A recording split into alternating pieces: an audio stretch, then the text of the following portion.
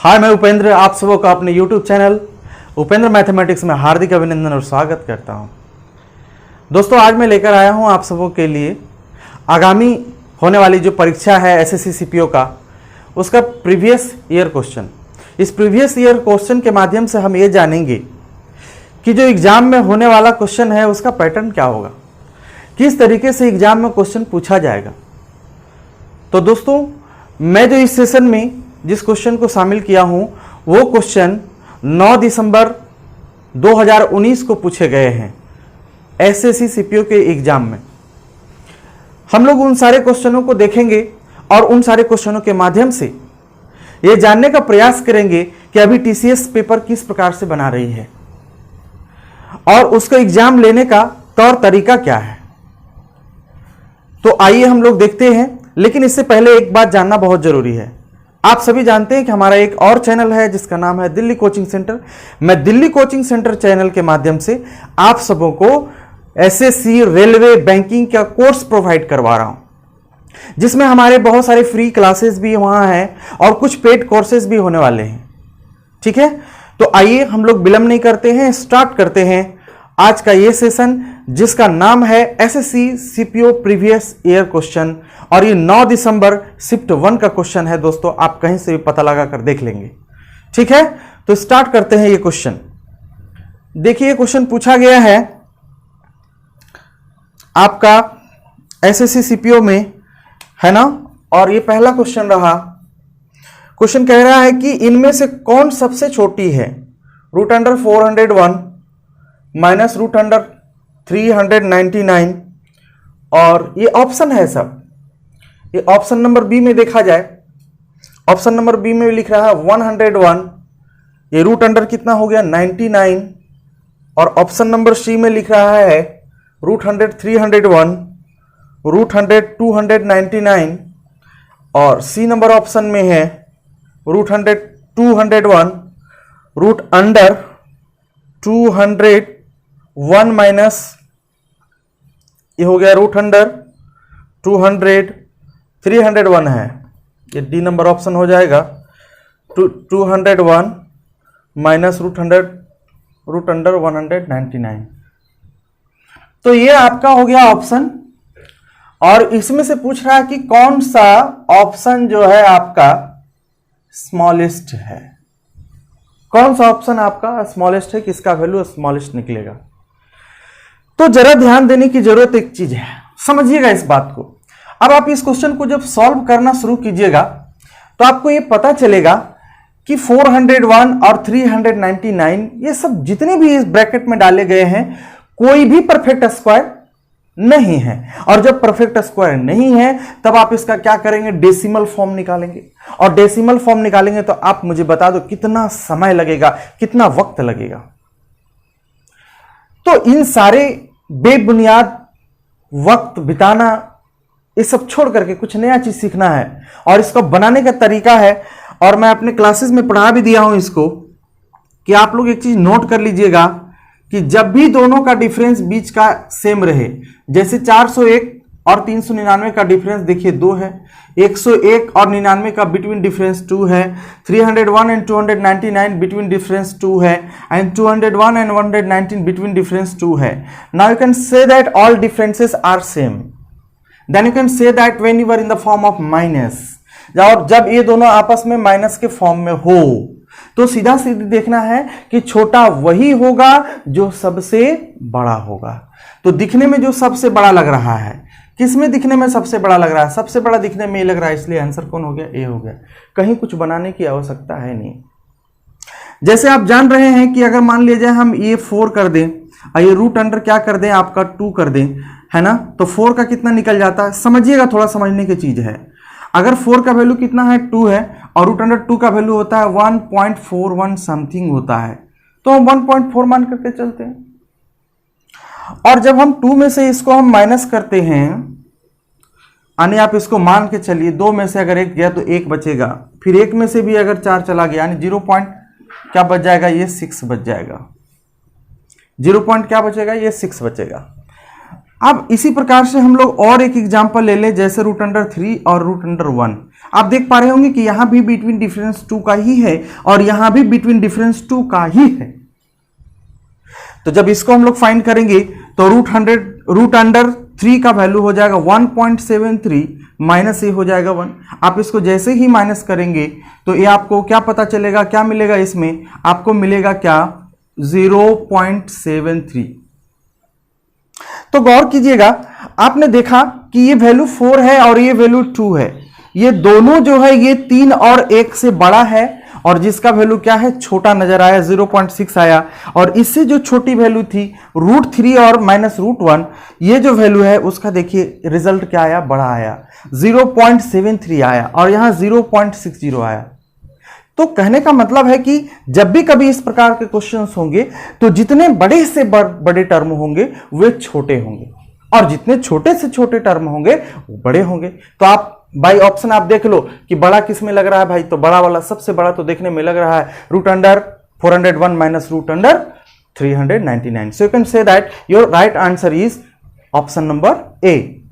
चलिए अब आगे बढ़ते हैं अगले सवाल की तरफ। अगला क्वेश्चन बहुत ही अच्छा है, आइए देखते हैं, इसको मिटाते हैं।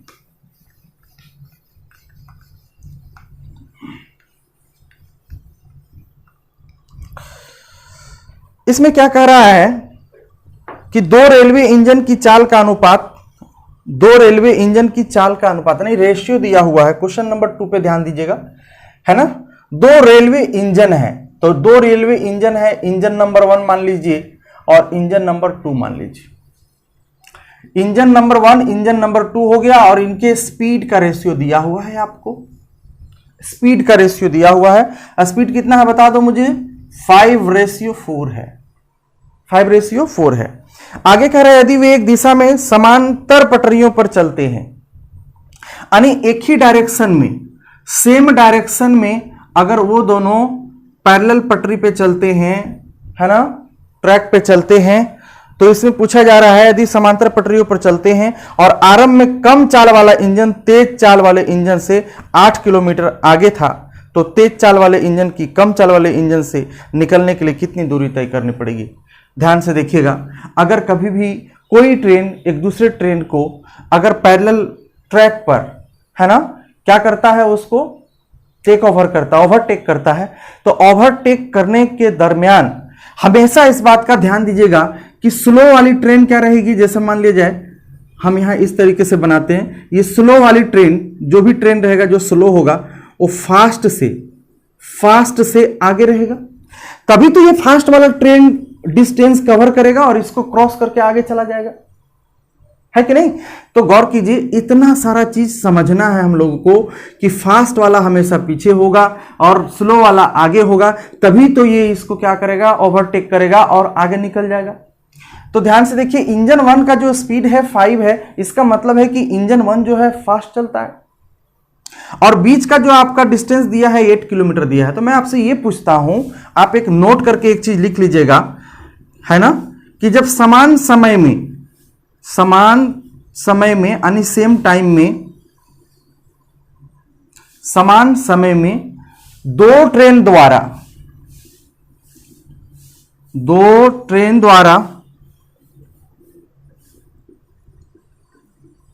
चली गई स्पीड का रेशियो उसके डिस्टेंस के रेशियो के बराबर होता है, डिस्टेंस के रेशियो के बराबर होता है। तो सीधा सीधी जान लीजिए, जो स्पीड का रेशियो होगा वही किसका होगा, डिस्टेंस का होगा, 5:4, दोनों सेम होगा। अब हमें क्वेश्चन में कहा जा रहा है कि एक यूनिट यहां से यहां तक चलेगा तो ये 8 किलोमीटर चलेगा, तो जो फास्ट ट्रेन है वो कितना किलोमीटर दूरी तय करके उसको कवर करेगा, तो 8 × 5 कितना हो गया, 8 × 5 40 किलोमीटर आंसर हो गया। बस ये कॉन्सेप्ट मैंने बताया, अगर ये कॉन्सेप्ट आपको दिमाग में नहीं था तभी, अगर ये बात दिमाग में रहे तो इतना सारा चीज लिखने की कोई आवश्यकता नहीं, डायरेक्ट आंसर आपका हो जाएगा। चलिए, तो आप इसको नोट कीजिए। आइए अब देखते हैं क्वेश्चन नंबर 3। क्वेश्चन नंबर 3 में कहा जा रहा है कि दो संकेंद्रित वृत्तों में से बड़े वाले वृत्त की जीवा की लंबाई 10 सेंटीमीटर और यह छोटे वाले वृत्त की स्पर्श रेखा है। इन दोनों वृत्त के बीच का वलयाकार भाग का क्षेत्रफल ज्ञात करें। क्वेश्चन में दिया हुआ है कंसेंट्रिक सर्कल है, संकेंद्रीय वृत्त है। संकेंद्रीय वृत्त कंसेंट्रिक सर्कल उसको बोलते हैं जिसका कि एक ही सेंटर हो और एक ही सेंटर से दो सर्कल बनाया जाए, ठीक है। और कह रहा है कि जो बड़े वाले सर्कल है उसका जो कोड है, तो बड़े वाले सर्कल का जो कोड है वो टेंजेंट कर रहा है किसको, छोटे वाले सर्कल को, छोटे वाले सर्कल को टच कर रहा है, स्पर्श कर रहा है, ये स्पर्श रेखा है। तो गौर कीजिएगा, एक छोटे वाले जो बड़े वाले सर्कल होगा इसका रेडियस ये बड़ा वाला आर होगा, और छोटे वाले जो रेडियस होगा ये होगा, छोटा आर होगा। और क्वेश्चन में कहा जा रहा है, ध्यान से सुनिएगा, कि इसकी लंबाई जो यहां से यहां तक दी गई है वो 10 सेंटीमीटर दिया हुआ है। कितना दिया हुआ है, 10 सेंटीमीटर दिया हुआ है। तो हम लोगों से क्वेश्चन में ये पूछा है कि आप मुझे इस वलयाकार, मतलब ये जो रिंग दिख रहा है, ये पूरे रिंग का एरिया निकालो। तो ये पूरे रिंग का एरिया निकालने का तरीका है रूट पाई बड़ा आर स्क्वायर माइनस क्या कर देना है, छोटा आर स्क्वायर कर देना है। और आपको एक चीज पता होगा कि by Pythagoras theorem, by Pythagoras theorem, आपको एक चीज पता है क्या होता है, अगर ये पूरे 10 है तो ये 5 होगा। अच्छा, आपको क्या निकालना है ना, आपको मालूम है कि अगर हम आर स्क्वायर माइनस बड़े आर स्क्वायर में से छोटे आर स्क्वायर को अगर माइनस करेंगे तो हमें क्या निकल जाएगा, ये बेस निकल जाएगा। अर्थात आप कह सकते हैं कि R square minus R square is equal to 5 का स्क्वायर। आप क्वेश्चन में देख पा रहे होंगे कि आर स्क्वायर, ये आर स्क्वायर है और इसका वैल्यू कितना दिया हुआ, 25, और ये कितना हो गया, पाई हो गया। तो ये 25 सेंटीमीटर स्क्वायर इस सवाल का उत्तर हो गया।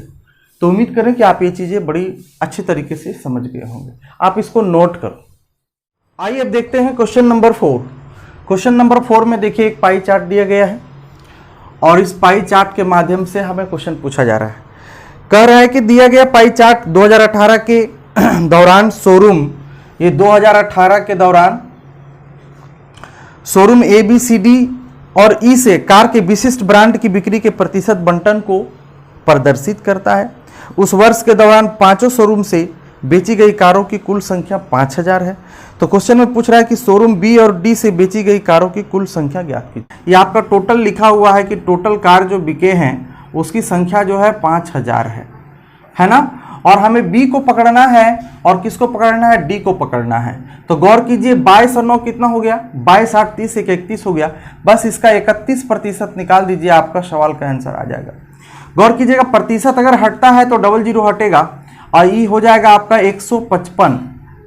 100 कितना हो जाएगा 55 और 10 और पुट हो जाएगा, यानी 1500 कितना हो जाएगा 50 और 1550 अर्थात आपका सी नंबर आंसर हो गया। आपसे पूछा जा रहा है कि कारों की कुल संख्या कितनी है जो बी और डी से बेची गई है। तो बी और डी से बेची गई है ना, 22 और 9 कितना हो गया 31 यानी 31%। तो 5000 का 31% 1550 आंसर हो गया। तो उम्मीद करें कि यह चीज समझ में आ गया होगा। ठीक है, आप इसको नोट करें। आइए देखा जाए क्वेश्चन नंबर 5, बहुत ही इंपॉर्टेंट क्वेश्चन है ये। क्वेश्चन नंबर 5 में कह रहा है कि एक दुकानदार एक वस्तु के अंकित मूल्य पर 10% की छूट देता है, 10% की छूट देता है। तो ये आपका अंकित मूल्य पर छूट देता है, तो एमपी हो गया और ये आपका सीपी हो गया, एसपी हो गया। छूट देने के बाद तो लोग बेचता ही है ना, करेक्ट। जितना भी सामान पे लिखा हुआ रहता है उस पर डिस्काउंट दिया, उसके बाद तो बेचेगा, इसलिए एसपी लिखा। ध्यान से सुनिएगा, क्वेश्चन में कह रहा है कि आपको 100% का वैल्यू क्या है 300 रुपीज दे रखा है और यह इसका सीपी दे रखा है। इसके बाद जब बेचता है तो उसको 5% का लाभ भी होता है। तो 5% का लाभ होता है यानी 105 यानी 300 इंटू है ना, 300 इंटू क्या करेंगे 105 है ना, और निकालना नीचे लिखना 100%। तो इसको काट दीजिए, तो ये हो जाएगा आपका कितना 315 यानी एसपी जो हो गया कितना हो गया 315 हो गया। ये 315 एसपी हो गया और पहले बोला गया क्वेश्चन में 10% का डिस्काउंट दिया, तो ये 10 होगा और एक डिस्काउंट दिया। जैसे कि 10% का वैल्यू फ्रैक्शन में क्या होता है 1/10 होता है। तो टोटल एमपी कितना था 10 था उसमें 1 का डिस्काउंट दिया मतलब छूट दिया, तो कितना में वो बेच रहा होगा, 9 यूनिट में बेच रहा होगा, और 9 यूनिट का वैल्यू कितना हो गया, 315 हो गया, है ना। और 9 पचे 45 और 9 तिया कितना हो जाएगा 27। अब यहाँ कितना बचेगा 4 और 9 पचे 45 ये 35। अब आप इसको 35 से गुना कर दीजिएगा तो ये आंसर आ जाएगा आपका 350। ये हो गया आंसर। लेकिन जब भी कभी ऐसा कंडीशन रहे तो एक फॉर्मूला काम करता है, यहाँ एक ट्रिक काम करता है, इसका इस्तेमाल आप लोग कर सकते हैं, है ना, कि MP इंटू 100 माइनस डिस्काउंट बराबर CP into 100 plus profit, 100 plus profit. आप गौर कीजिएगा ये MP तो हम लोगों को पता भी नहीं है, और 10% का डिस्काउंट दिया तो ये कितना होगा 90 हो जाएगा। CP आपका कितना लिखा हुआ है 300 लिखा हुआ है, और प्रॉफिट हो रहा है कितना 5, 105। यहाँ 0 से 0 क्या हुआ कट गया, है ना। अच्छा ये हो गया 10 तिया 30, ये हो गया 3 तिया 9, इसको काट देंगे तो ये आ जाएगा 35। आप यहाँ देखो MP है और ये 10 को 35 से गुना कर दीजिए तो ये आ जाएगा 350 आंसर। तो उसका मार्क प्राइस था 350, तो आप इसको नोट करें। आइए देखते हैं क्वेश्चन नंबर कितना है 6 से है। कहता है एक समलंब चतुर्भुज की 2 समांतर भुजाएं, एक समलंब चतुर्भुज की 2 समांतर भुजाएं। समलंब चतुर्भुज क्या होता है, ट्रेपीजियम। ये ट्रेपीजियम है जिसके 2 पैरेलल साइड, क्या क्या दिया हुआ है 2 पैरेलल साइड, है ना। ये 2 पैरेलल साइड है और वो दिया है 27 और एक दिया हुआ है 13, और इसका जो हाइट दिया हुआ है कितना दिया हुआ है 8 सेंटीमीटर। तो बोल रहा है इसका क्षेत्रफल ज्ञात करो। तो देखो क्षेत्रफल ज्ञात करने के लिए कोई अप्रोच लगाने की जरूरत नहीं, फॉर्मूला सीधा सीधा इसका है, समांतर भुजाओं का योग, ये दोनों को आपस में जोड़ दीजिएगा तो ये हो जाएगा आपका 40, और ऊंचाई कितना हो गया 8। कुछ करना नहीं, जैसे ही इसको आप काटेंगे तो कितना जाएगा 20, 8 दूनी कितना हो गया 16। ध्यान से देखिएगा 8 दूना कितना हो गया 16 हो गया, और 16 हो गया तो लास्ट में 16 देखना है कि कौन सा ऑप्शन में 16 आ रहा है, तो जिस ऑप्शन में 16 आ रहा है वो आंसर हो गया। अब आप कहेंगे कि आप ऐसा क्यों किए, अरे भाई ऐसा मैंने इसलिए किया क्योंकि ये डाटा सेंटीमीटर में दिया हुआ है, ये डाटा सेंटीमीटर में दिया हुआ है, फिर जब 16 आएगा 16 को हम मीटर स्क्वायर में कन्वर्ट करेंगे, है ना। जैसे ध्यान से देखिएगा ये आ गया कितना 8 दूनी 16, 160 आ गया था, 160 आ गया था, लेकिन ये सेंटीमीटर स्क्वायर था, इसको मीटर स्क्वायर में कन्वर्ट करेंगे तो एक बार सेंटीमीटर, जो सेंटीमीटर स्क्वायर है उसको आप लिख सकते हैं सेंटीमीटर इंटू सेंटीमीटर। तो एक बार सेंटीमीटर के लिए 100, दूसरा बार सेंटीमीटर के लिए 100, तो 0 से 0 क्या हुआ खत्म हो गया, यानी ये 16 बटा कितना आएगा, ये 1000 आएगा, यानी कितना हो जाएगा ये 0.016 हो जाएगा। तो मेरे भाई, है ना, ये काम करने की आवश्यकता है नहीं, है ना, ये काम करने की आवश्यकता नहीं। बस इतना समझ लो कि जो हम सॉल्यूशन देंगे, जो सॉल्यूशन करेंगे हम लोग, क्या उसका यूनिट डिजिट या उसमें उस ऑप्शन में क्या ये 16 आ रहा है, तो जिस ऑप्शन में 16 आ रहा है ना, वो आपका आंसर होगा। हाँ, यदि ऐसा हो सकता है कि दो ऑप्शन में 16 आ जाए, 16 आ जाए, लास्ट में 16 आ जाए ऐसे डेसिमल में, तो और प्लेस वैल्यूज का गड़बड़ हो, जैसे 0.0 के बाद 016 है, हो सकता है आपका ऑप्शन ऐसा भी रह सकता था, 0.00016 भी रह सकता था। तो ऐसे हालात में क्या करेंगे, हमें क्वेश्चनों को सॉल्व करना है, ऐसे हालात में क्या करेंगे, ये काम कर लेंगे। लेकिन जब ऐसा ना हो और ऑप्शन में कोई और इसके कोई टक्कर में ना हो, तो बस यही आंसर मार देना है। ठीक है, तो आप इसको नोट कीजिए, है ना।